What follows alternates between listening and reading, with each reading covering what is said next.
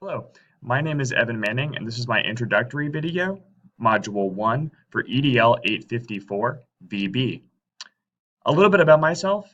I have two children, Stephen and Amzie Manning, who are about to be 4 and 6. And I've been teaching communications, English, and debate here at Eisenhower High School in Goddard, Kansas now. This is our 8th year as a school, and I was here since the beginning. Uh, the second question that was asked of the introductory video rubric was why this degree?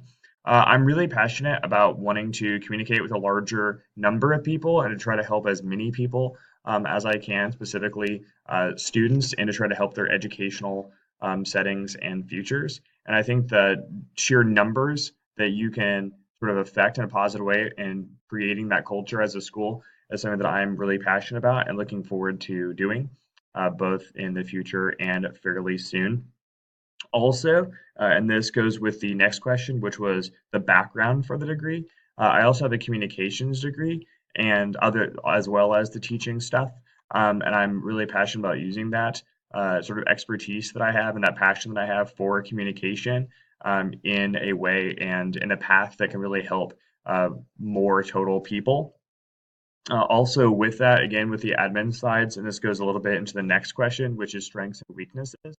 Having a background in both debate, which is the activity side of secondary education, as well as coaching sports, such as the girls and boys tennis teams here at Eisenhower High School, and playing sports as well. I really think that I have sort of a background in both sides of those extracurriculars, which a lot of times administration is obviously directly involved with. And I think that that allows me to both show that I care and that I have a personal investment in the students' lives in the athletics field, but as well as the activity side, which sometimes are conflicted as far as budgets and things like that. So I hope that I can be an advocate for both programs and see the positives of both sides of that, which is something that I'm really interested in doing.